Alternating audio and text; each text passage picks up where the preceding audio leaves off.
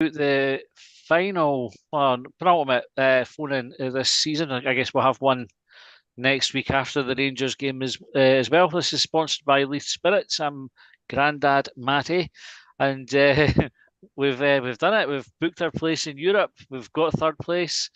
John, you were first on tonight. I'll start with you. What do you want to kick us off with? I think that the November me can't quite believe it. I'm so chuffed for David Gray in particular, if I'm honest. I think we all wanted him to succeed. There was all the doubts at the time, and rightful. I mean, the results weren't there. I mean, the criticisms that weren't coming in weren't unfair, but it was just nice that it's turned around. And I thought that, I mean, Hibs have released quite a lot of audio over the past couple of days, and Yeah, it's listening to David Gray taking absolutely no credit at all for any of this. Now, I mean, he clearly has created an environment for people to thrive. Mhm. I mean, and he's got the people, the right characters in there who want to thrive. But I mean, I saw something that was at somebody put up on Twitter today that sort of after sort of 12 games, we're bottom of the league on 8 points.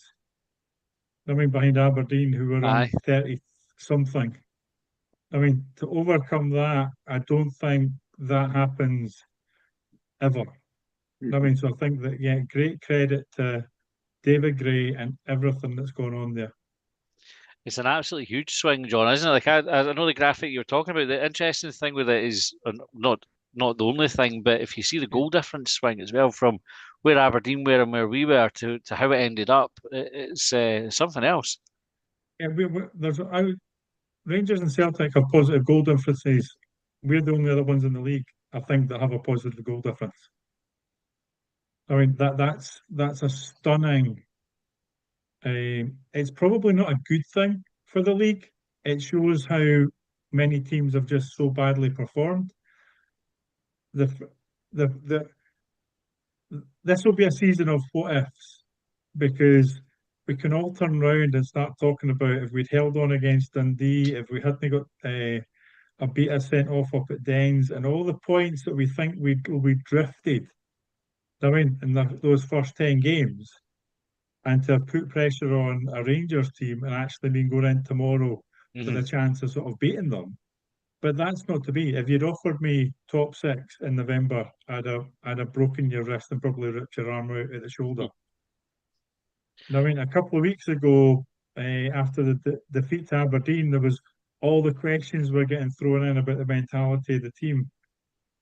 We went and faced a first string Celtic team at Parkhead. Probably didn't play our best in terms of what fans are looking for at a ground that we've not won at for 15 years. But we created more chances and Celtic ran out 3-1. We didn't lose 5-1 to the second string at Yeah. home.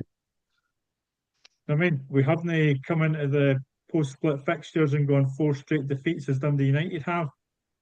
I mean, St Mirren are the only other team really that have come in flying. I mean, Celtic have done their job and have been as good as you'd expect.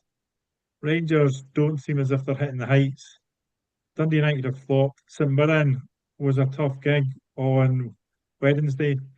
It's not about losing a two-goal lead. It's about going to St Mirren, keeping the bottle. And if Chrissy Cadden had just found the back post with that chance late on in the game, I think the roof would have come off that end. I think there was definitely like a few chances to put the game to bed, especially in the first half. You know, when we were 2-0 up and Boyle had that chance. Green Tea on the YouTube comment said, "Evening all, good news about Boiler signing another testimonial year coming." So two bits of news just before we came on.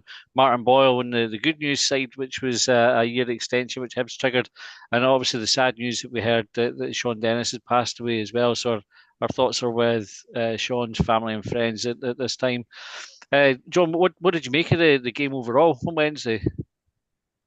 I've only seen the highlights. Or what videos were sent to me by my laddie of the fans more than anything else, and that seems to me to be the great takeaway is that I mean the fans have had an absolute party. Um, VAR, we don't want to talk about it, but I thought some of the lines that I've seen from that game were laughable. know what I mean? And they need to look at that in the close season and sort it out. Didn't affect the game. St Mirren probably got the result that they would have taken before the game. We certainly got a result we'd have taken. But no, we created chances. Yeah, could we have got the third in the first half? Yes. Should Miller have been standing up straight rather than falling on his backside at the back post? Yes. But we're now at the stage where we can be gracious. They secured third place. I mean, it's like everything else. When you're winning and doing well, it's easy to forgive. Aye. Aye, very easy indeed. John McGlynn says, "Evening, guys. Love the hat, John. Definitely feeling the party vibes." Peter Ford gives a wee thumbs up. Sandy says, "Martin Boyle, King Hibee, evening bangers." Vince says, "Well done, lads. You've been a good watch in this run. Enjoy the party tomorrow." And Gary says, "Congratulations, Grandad. Glory, glory to the Hibees. Look out the passports." Johnny, you had a look at the fixtures that we or the teams we could play. No, because I want the cup final out the way first. Whilst I'm fully confident that Celtic will do the job, and I think that Brendan Rodgers put out his second string, I mean, to make a point to Aberdeen. Mm-hmm. I mean, so if you're an Aberdeen player, I mean, you've been beaten 5-1 at home by the second string, who might get onto the bench. I mean, and you're now going to go and play them at Hampden. It'll take an awful lot for them to lift themselves. It's still going to be a tight final, but until that's done, I'll leave it. I'll look Aye. afterwards. They said post-match on Wednesday on the radio that Celtic had the best two teams in the league after they saw that team they went out against Aberdeen, which is a frightening thought, isn't it? Thanks, Ron. Jeff, I'll bring you in next. You're through it, Paisley on Wednesday night. What were your thoughts on it? Sorry, just lost my cursor. Oh, there you go. Fuck me, Mr. Technophobe here. I saw you taking a drink before. Jump in now. Catch Yeah, cheers, man. And congratulations as well. Thank Being you very much. is one of the best jobs in the world. It's amazing. It's a blessing. Right, okay. Wednesday, yeah, what a night. It was tempered by the fact the guy behind me was, or everyone around me was telling me the Celtic score, which the only snaggy point was when Nisbet equalised, and I think St Mirren scored their first goal around the same time. It was a rocky few minutes, wasn't it? And it was a wee change in atmosphere, but I just think the fans were brilliant on Wednesday. You know, really good. St Mirren did what St Mirren do. You know, there were a few questionable tackles, I thought, that maybe warranted a bit more action. There was, you know, they just play for that. Let's get the ball in the box, which is fine. You know, it works for them. But Hibs electric for about 30 minutes. Looked like they could score every time went up the park. And a lot of it revolved around Junior Hoylett, who I really, really hope now gets another year on his contract, because he showed in that 20, 25, 30 minutes, whatever it was, he was unplayable. They could not get near him. Every time he got the ball, he was not even one touch. It was half a touch. And then round the guy, straight away, seen the space for Boyle or for Miko. Fantastic.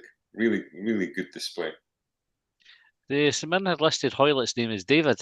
David Hoylett, which I think is his own David Junior Hoylett. Obviously, it's called Junior, but he doesn't look like a David Hoylett, eh? Like if you see him playing, you wouldn't get about a Dave.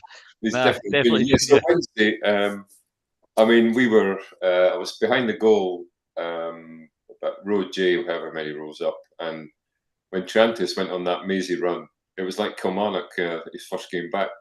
I was thinking, go on, just smash it in. Just smash it in. Okay. Oh, he's still got the ball. Smash it now. Or pass it. You know, just like, I could not believe he didn't score. It was just written in the stars. But great, just great at the end of the game. Most fans stopped by, you know, despite it being a shitty journey home through Glasgow for most of us.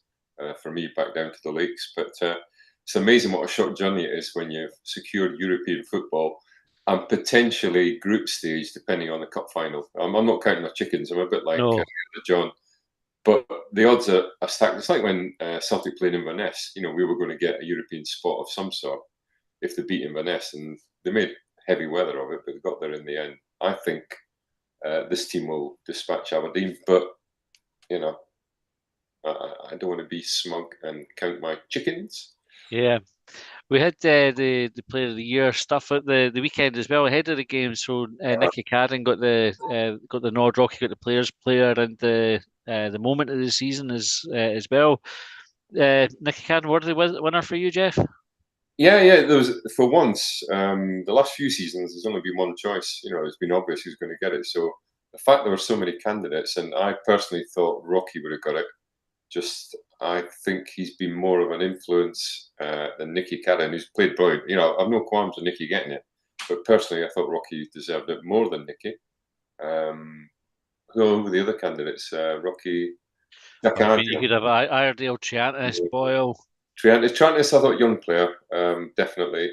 Boyle, he had that real blip in the middle of the season. I know he was injured at the start, and that kind of took it off him, but I just thought that blip where he missed a penalty against someone and got taken off, and it took a while for him to get back in. Whereas Rocky, once he's been in, has been almost, he's got a mistake in him, as the West Coast journals will say, But fuck me, what a performance from everybody. So yeah, I was happy for Nicky to win it, but it could have been Rocky. Short answer or long answer. They go back to the game on Wednesday. We were kind of looked quite comfortable, and then I think St Mirren started making the game a bit more niggly. The referee didn't really help. He kind of flashed a couple of yellow cards, and then all of a sudden the way the game went suited St Mirren far more than us. How do you think we responded to that, Jeff? I thought we stood up quite well. If you look at the goals we lost, the guy wins a header at the back post, and he could have been offside. I've looked at the lines, and I have no idea what's going on there. That's probably the least contentious one. The second one definitely just looks offside. I'm not biased. It could have been a Hibs player who would say, yeah, it looks offside. But anyway, but you look at the goals we lost. The first one, Triantis just scuffs his clearance, and it goes to Taylor, who scores.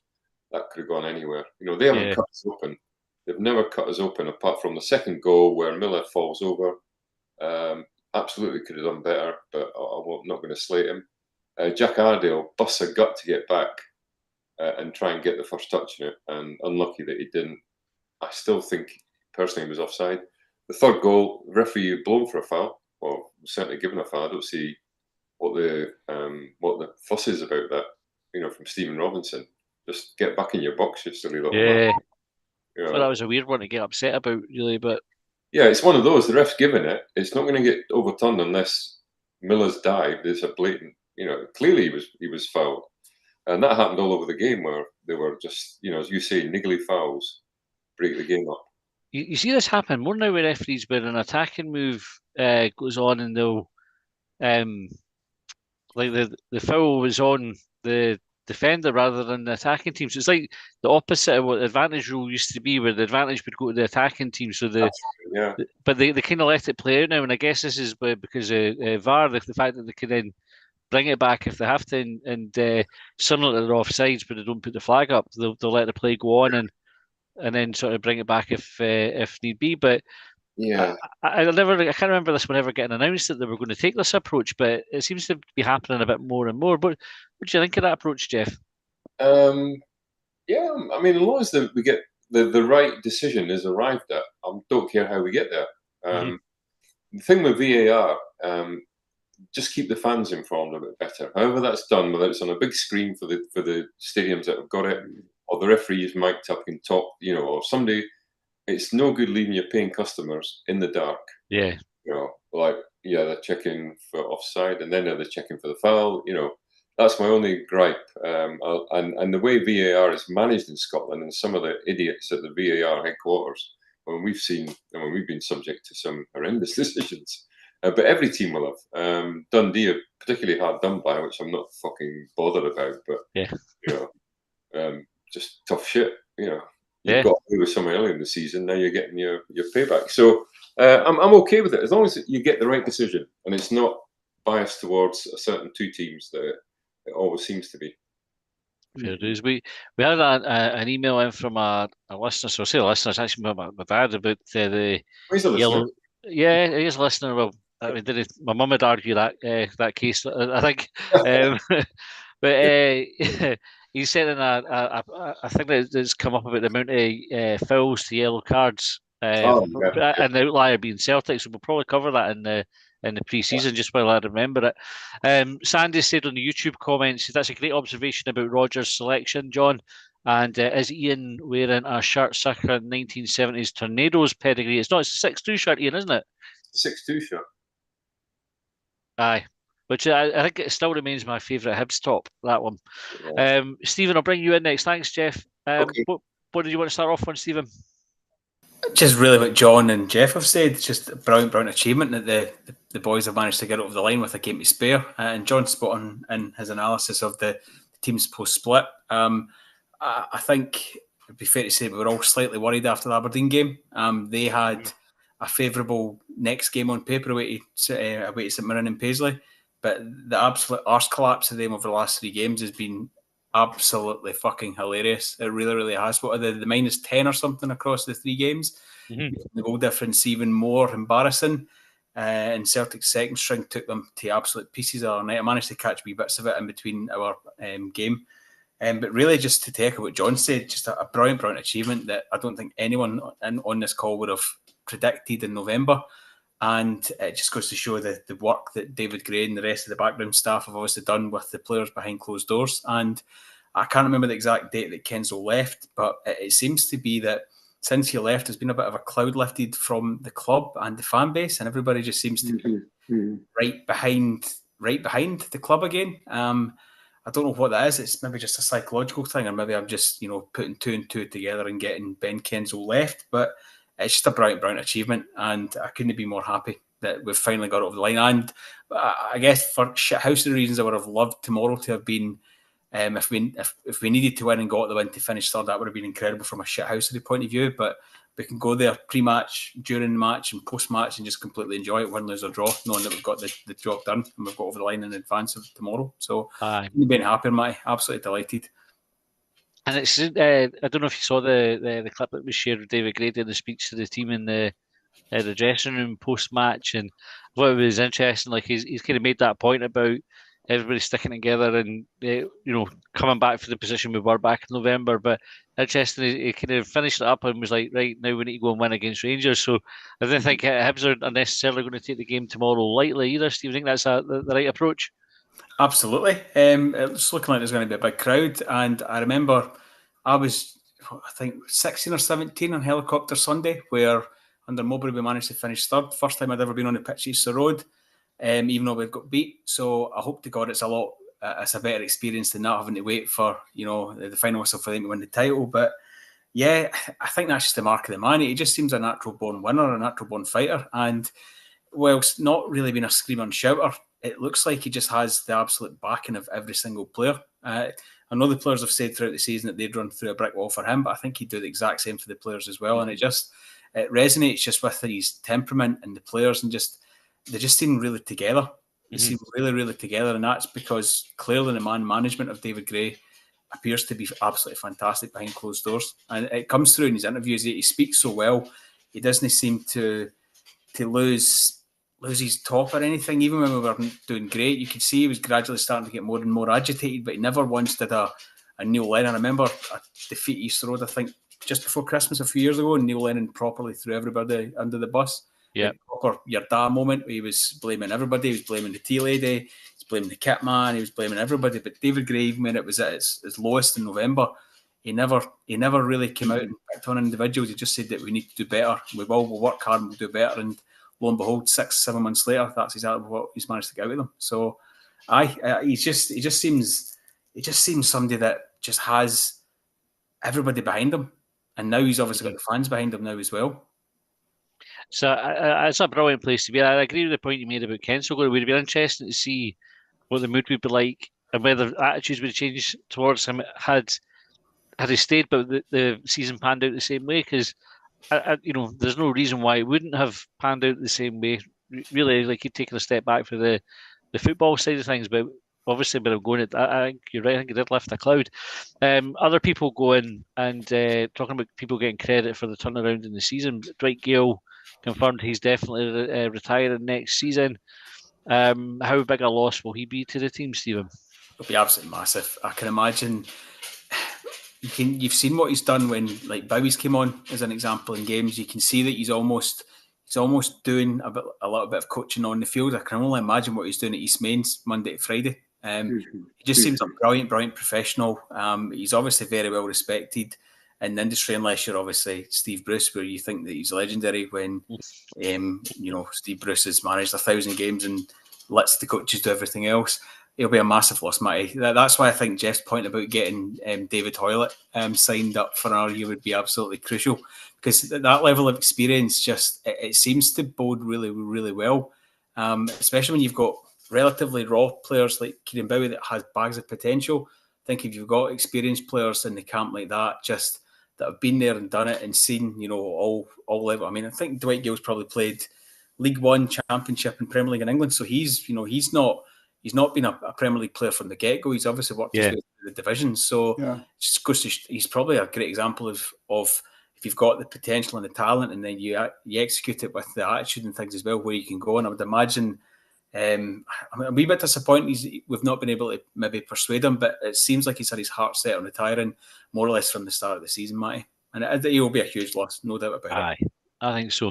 Thanks, Stephen. I've got a couple of comments on YouTube, Ian, and I'll bring you in next. So we've got John says, evening, Colin. And good evening, Colin. Nice to have you with us. Just fire in whenever you want, Colin. Hello. John Cornwall. Can I go now? Can I? No, when you're talking. No, right. no. Right, well, we get the rules. Ronnie says, hiya bangers. John Cornwall says, players, Sir David Gray, coaching staff, and Malcolm Mackay deserve so much credit. 3-2 Hibs tomorrow. Sandy says, hi Colin, you said I'll be back. Ara said, is it strange that the biggest game left of our season we're not involved with? I'll come back to that in just a second. Andrew said, evening lads, could you please give a plug to Cameron Cool fundraiser, please? He's cycled to every away women's game this season to raise funds for the Hibernian Community Foundation. Yeah, I think the details of that are on Twitter. I'm sure we've retweeted that at some point as well. But yeah, great effort for Cameron as well for the fundraising. A job well done. Ian, is it strange that the biggest game left of our season we're not involved with?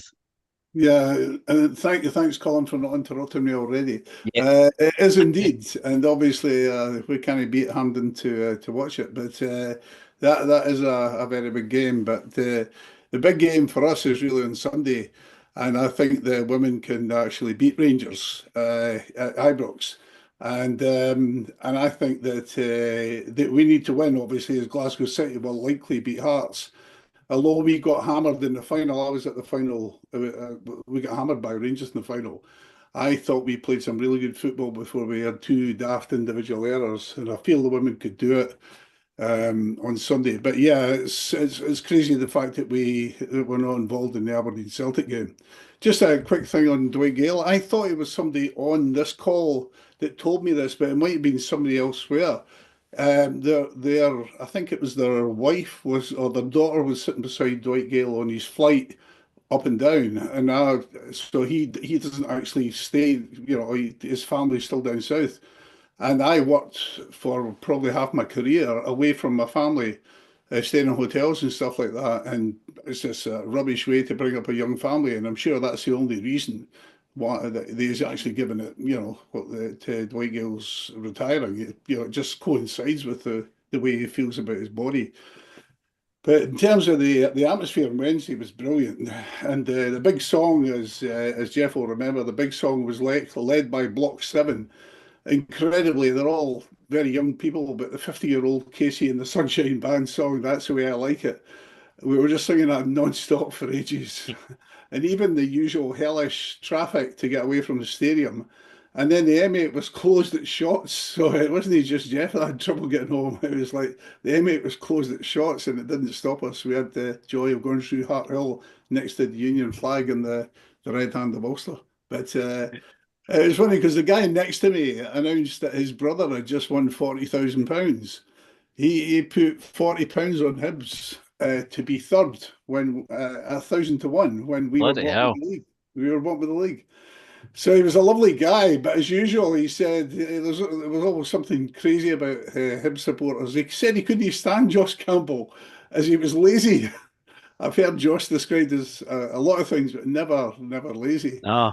But as John said, it's easy to forgive, but it's been a really disappointing set of top six results. I thought we'd got up to a higher standard But it's clear we've still got some way to go. I couldn't make the Celtic game due to my daughter's murder mystery birthday party, but it appears that we were as toothless at Parkhead as I've been at so many games there. And again, there in Hampden against Celtic with similar scorelines and stories. So I remember saying this in March, and I'll say it again. The pitch at Celtic Park is 40% bigger than Easter Road, but we're still playing the same tactics as we did against them Easter Road. It makes no sense. There's too much space. And it seems we played the same tactics against Celtic as we had against Aberdeen. We tried to defend and hit on the break, and it was the same against St Mirren. Against St Mirren, we only managed 3 shots on target, which is rubbish, considering the talent we have in the team.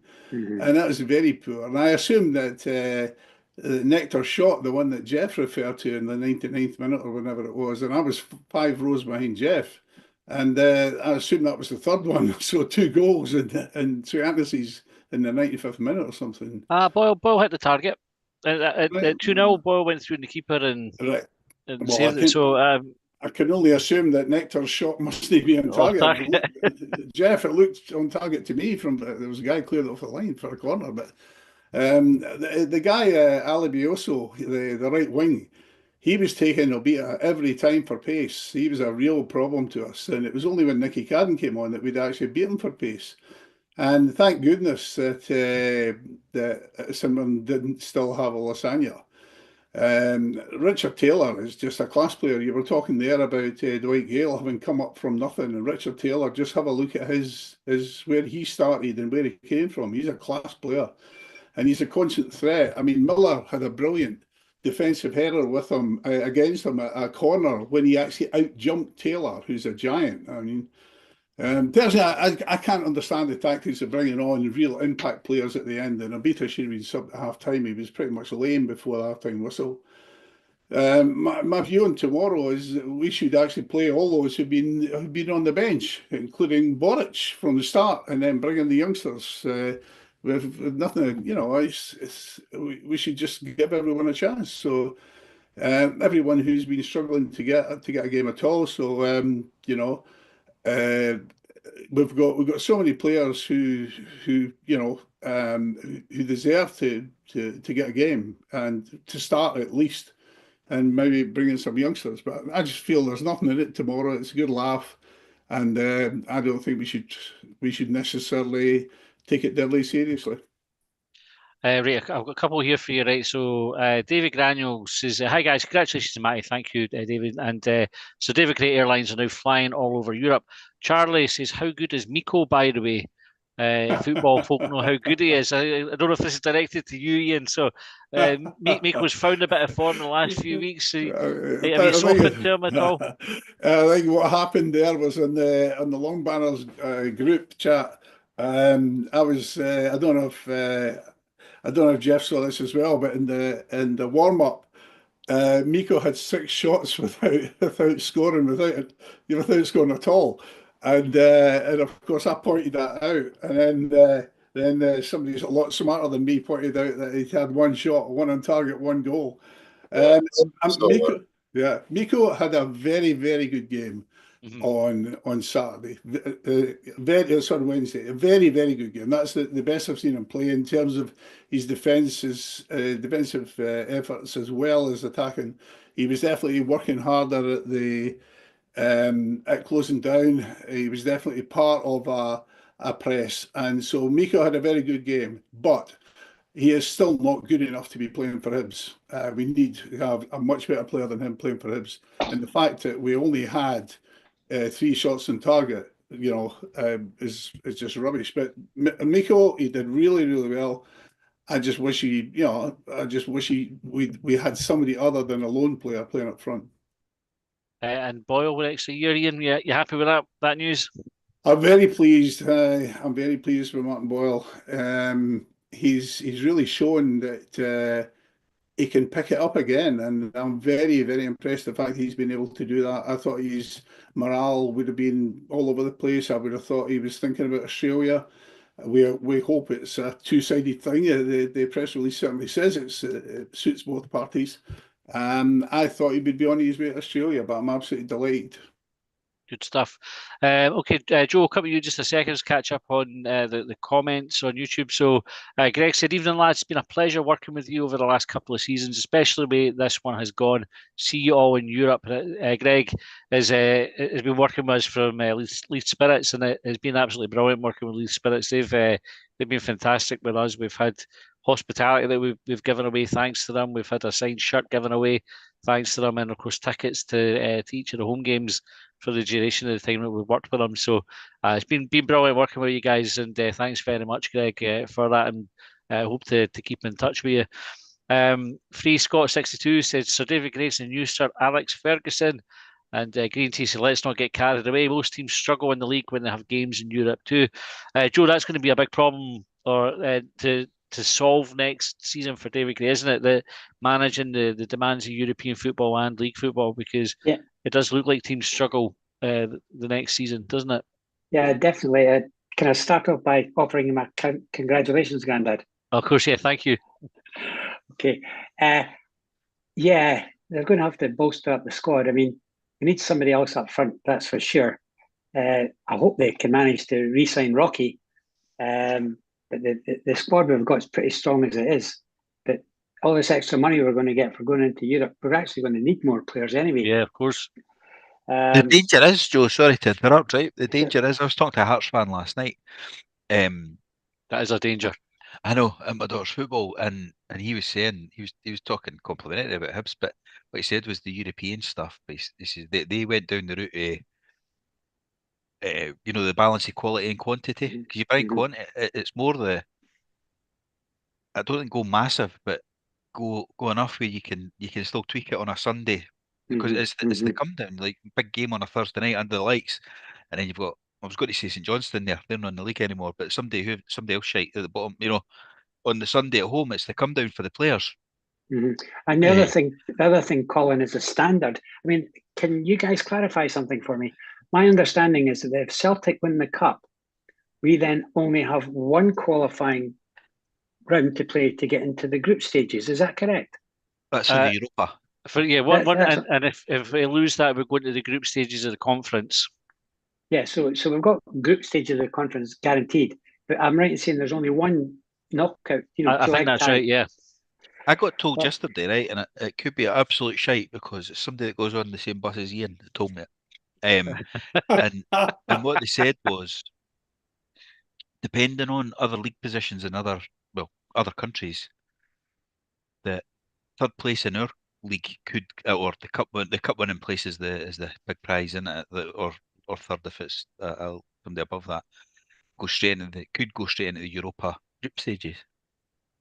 But I've not heard that anywhere else before, so I'm just spreading misinformation. I had heard that as well, Colin. That's what made me ask the question. I think the odds are we're going to have a two-leg tie to play if Celtic win the cup. But we definitely.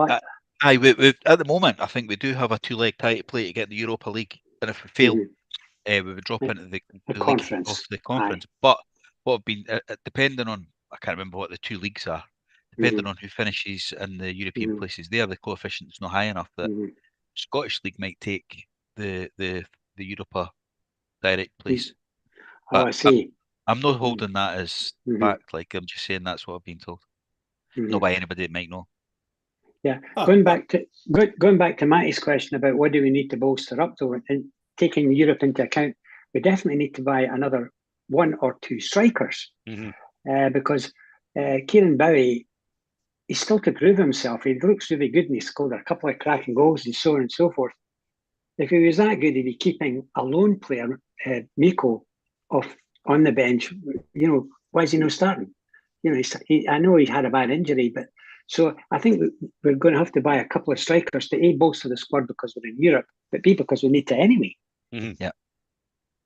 I think that's the right question. Well, Gail and Miko are away, so you need to.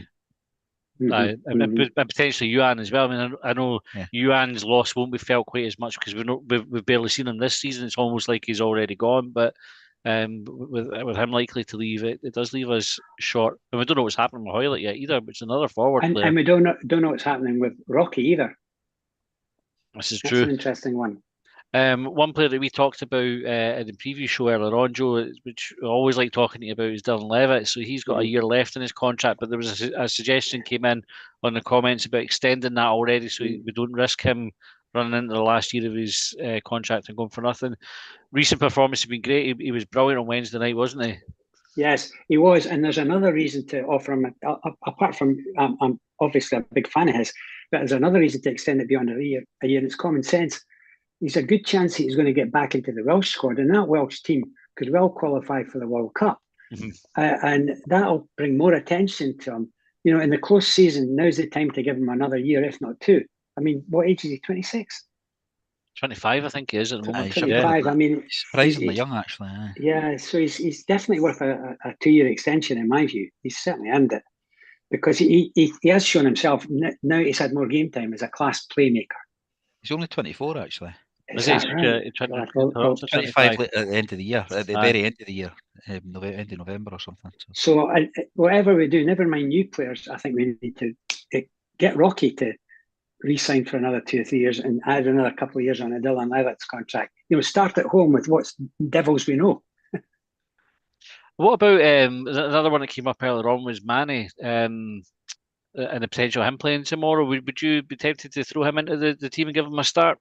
Yes, well, given that we were led to believe that the reason he was the only player that brought in the January window because he was really that good, he's never really had a kick at the ball. I mean, to be fair, the team's been doing well. But tomorrow's an obvious game to give him a half a game at least.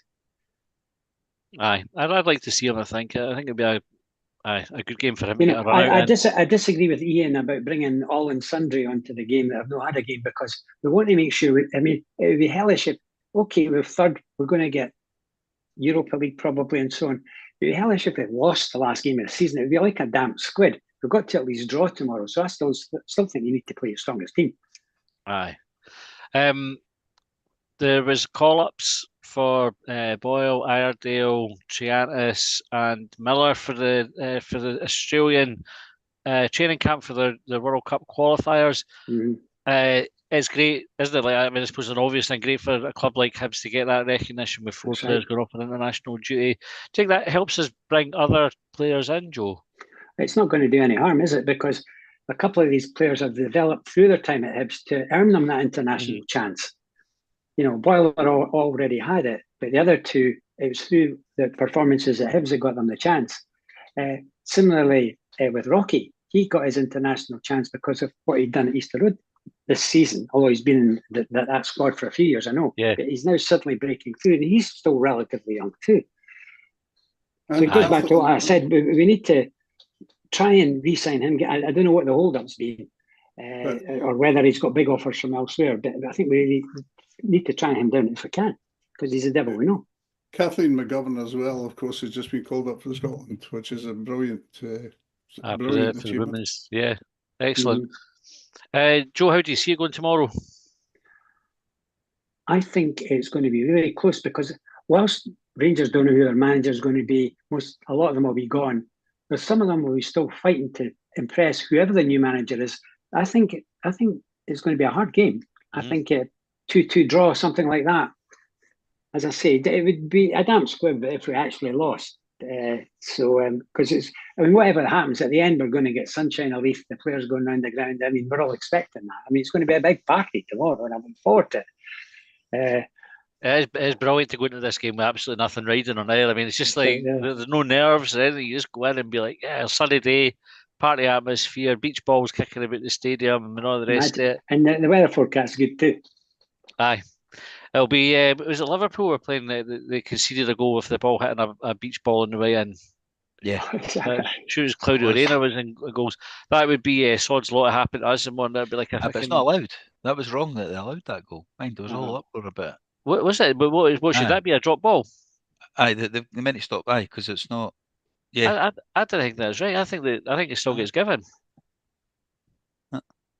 Is it not? Or an object on the pitch, so they should have stopped the play, and it should have a wee bit gone racist, ahead. though. It's a wee bit racist how you said it there, but aye, the beach balls are there. An object that should not be there was on the grass surface.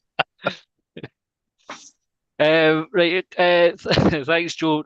Colin, a couple of comments on YouTube. We'll get your views on them before we go around and get thoughts on tomorrow's game properly. Right, so Sandy said, yeah, Green Tea, if only we could put out two first teams like Celtic can, but your point is right on. John says the summer transfer window will be important. We're going to need serious depth if we want to manage better than other clubs trying to deal with Europe and league football.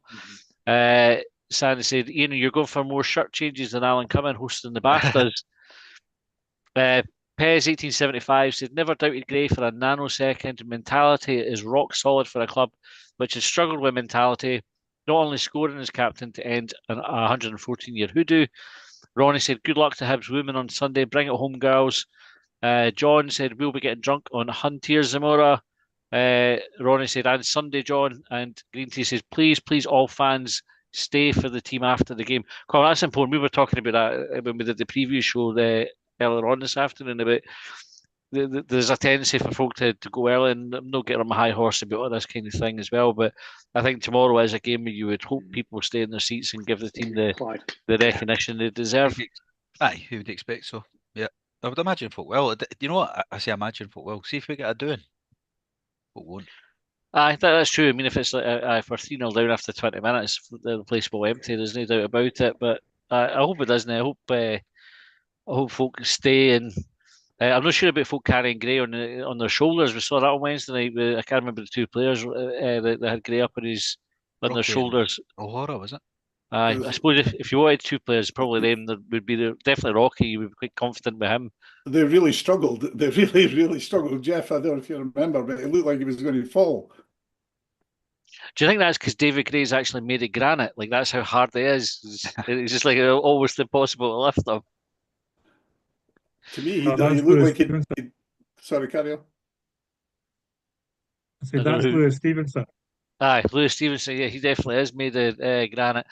Sandy said, this is great stuff. Remember how miserable we all were last year this time? A summer of optimism awaits. And John says, mine hit like bangers. Ronnie said, big sunshine and Leith for Sir Tom. So I don't know what the script is for a tribute for Sir Tom Farmer. I imagine that the Hibs do the absent friends tribute at the start of the game tomorrow anyway. And I think we probably will see sunshine and Leith, particularly if we win. Like I think if it's a stick on if we win, that will get played. John, I'll come to you. How would you see it going tomorrow?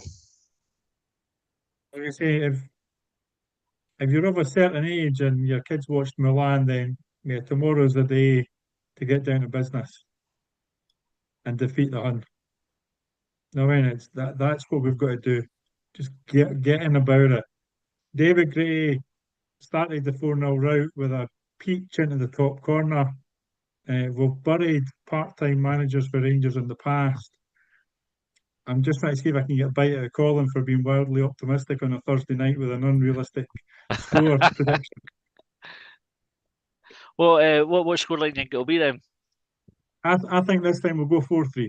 I don't think we can quite get to the 6-5, but I think we'll go for a 4-3, bit of a basketball game.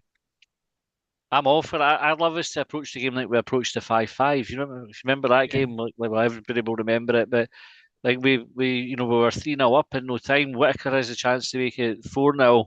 Then Rangers go up the park and score. We forget about the next 80 minutes or however long it was, 70 minutes, and then we get the couple of goals back at the end to make it 5 each. But I'd love to see Easter Road because when that third one went in that day, like the roof nearly came off the stadium. It was fucking brilliant. I just wish Whitaker had put the head of the ball over the bar. Yeah, because everybody trying to run back was like they were towing a caravan. I mean, Tavernier just got to run for ages with it. Or scored. Like, I mean, didn't have to go over the bar. Just if he put it in the back of the net, that would have done me. I think if we'd gone 4-0 that day, that we absolutely would have obliterated them. I think they would have fell to pieces. I think the fact they got the next goal just aye. But I think as a fan base, we have to be prepared for the idiocy that the Rangers fans came out with Ron Gordon's eulogy. Mm-hmm. You know what I mean? We know how to turn that around, and we just have to deal with that. I think if there is any shithousery or anything from them tomorrow, I think that the club have to cut their allocation down to bare minimum. I mean, and just deal with it. I spoke to people after the Ron Gordon stuff, and I know that was felt really hard in the club. Yeah. So I think Rangers will be well warned. I think we deal with that and we celebrate the season that the players have had. But no, I'll take a 4-3 with Boiler replicating the semi-final and getting a hat-trick. Right, take that. Jeff, how do you see it going tomorrow? Yeah, I can see it being either a really high-scoring, exciting affair or a boring 1-1, 0-0, just both teams. But having seen enough of David Gray, I don't think he'll accept for us just taking our foot off the gas. Whatever team he puts out, they'll be told, let's finish in style. Let's do it for Tom Farmer. Let's do it for the fans who've been there all season, majority through thick and thin. So the unknown is how Rangers will approach the game. As you say, Barry Ferguson, it's going to be his last game. A lot of the players are going to be off. Yeah, one or two will want to put themselves in the shop window, but they're away from home with a smaller support than usual. It could work in our favour. I'm hoping I'm going to go 3-2, the classic Hibs Rangers score. And somebody, somebody once told me about, or used an analogy about, if you're in the trenches and you want to go over the top with someone, would you go over the top with Davy Gray? Fucking yes. Would you go across with Lee Johnson? Fucking no. And one or two others we've had. Monty, I'll sit on the fence because I didn't know him that well. But yeah, Davy, I think I'll have him up for this one. I don't doubt it. Davy Granules said 2-1 Hibs, party time. John says non-Hibs related, but big congrats to Lewis Ferguson, first Scot to lift an Italian trophy since Souness in 1985. Hopefully McTominay and Gilmore will join him soon. And 3-0 Hibs. I thought it was interesting. We footnote to them in the midweek with Ferguson picking up a trophy there, and it's good to see that a few Scottish players over in the Italian league doing well. Ronnie said, what about the Kelly fans when they were getting beat by Motherwell singing Hearts Are Falling Apart Again? I'm all for it, but anybody sticking it to the Hearts is great. Like, I think it should be like a national pastime. It's just like you've got the one guy in the stadium playing Scratch and Sniff with his arsehole. Getting shamed on Twitter, and then they outed yet though, eh? And then them pretending they're using data for fucking everything and anything. It's like they'll be going around the hotel, with the windows, saying like, here you can choose room service. We've picked the menu using fucking analytics for it, and we've numbered the seats 1 to 20 because that's what the data tell us today. Oh, fucking arseholes. Yes, everybody, if you're not a Hibs fan, you're also not a Hearts fan, please just get fucking stuck into them. I fucking hate them. Anyway, so any team singing Hearts Are Falling Apart Again, date lots. Stephen, how do you see them on going? That's outstanding. Thanks for that. They also brought a wrestler on the pitch at half time as well. I don't know if anybody's seen it, if anybody else here is by data as well. But analytics obviously suggests that there's grown men that are still into wrestling, of which I am, to be fair, so I can't really criticise them too much. I'm actually quite confident for tomorrow. I can see some changes because it'll be the third game in 7 days, so I think he will make some changes in that regard. I hope to Christ he sticks with Jordan in goals. If he starts Bursic, then the games, we're already playing at -5 at that point. So I actually quite fancy this. Rangers defensively are all over the place. Dessers a bit of form, but I fancy Hibs to win 2-0, to be honest. I think it'll be party time. He'll definitely have the players up for it, and I think they'll embrace that, and we'll go out and we'll get the job done 2-0 and finally put the final nail in the coffin of Ferguson thinking he's anywhere near good enough to manage in the top flight. I'd love that. Yeah. What was I always thought was funny about Ferguson is he got the good result in Europe and a good result against Celtic, and everybody thought, oh fucking maybe he's not going to be a complete shit show after all, and then he just has been shite, which is tremendous. No surprise at all. Ian, what were you? How do you see it going? I love Matty's monologue. Like Jeff, 3-2 Hibs, but I don't really give a shit. It was interesting, just in terms of singing about other teams. When Aberdeen were getting humped when we were at Paisley, of course, we started singing Sheep Shagging Bastards, which is really funny if you're a St Mirren supporter. You have no idea what's going on. I noticed somebody put up a sign. There were some signs in Paisley for Wear Green on Saturday. So I assume it's either for Tom Farmer or somebody, but I don't do social media, so I don't know if that's Well, Block 7 have a campaign on for where. I don't know if it includes them because they're always in black, so you can't tell who they are. I think if they're going camouflage, kind of green camos, so they kind of keep up the. I'm speculating here, but no, I think it looked great if the stadium's all if everybody's wearing green. I'm right behind their campaign there, so good on them. If I could just say, Colin would be welcome to come on our bus and talk shite with. I've been on it with us. Have you? I've been on it, I go in the semi-finals and finals. That's the bus I go on. My brother-in-law is on the. He's one of the ones that sit up the back. Oh, right. Okay, that's where the shite's talked. Aye. Sandy says, I have a mug of a Hibee peeing on a Hearts jersey. I smile every time I drink tea out of it. Like a story about that similar kind of thing when I was younger. I had a dark green T-shirt and I had two Subbuteo figures on it. So one in a Hibs shirt and then one on the ground lying down with a Hearts strip on it. And Josh, my son, when he was a toddler, used to ask me, like, who's that? And say, well, that's Scotty Brown. And he's just booted Paul Hartley.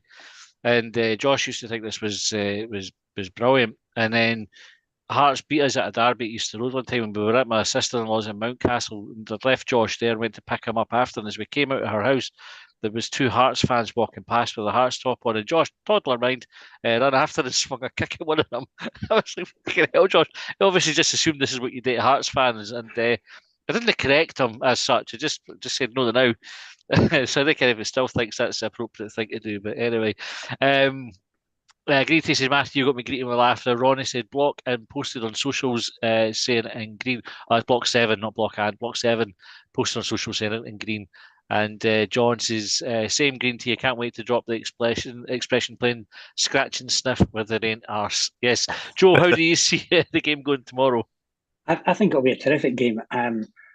Because Rangers have quite a few of their players have still got something to play for to prove to the incoming manager, whoever it is. And don't forget, they're still about 15 points ahead of us. They're no mugs, although they had a bad run. Yeah, they won 4-0 the other night and so on.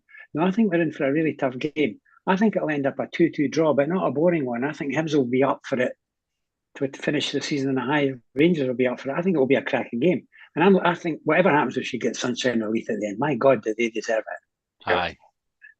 I think so. I think if ever a team deserved it, like aside for winning the cups, I think the way this season has gone, you would be you'd have to have a heart of stone to want to give this team a sunshine and Leith at the end of the season. Absolutely.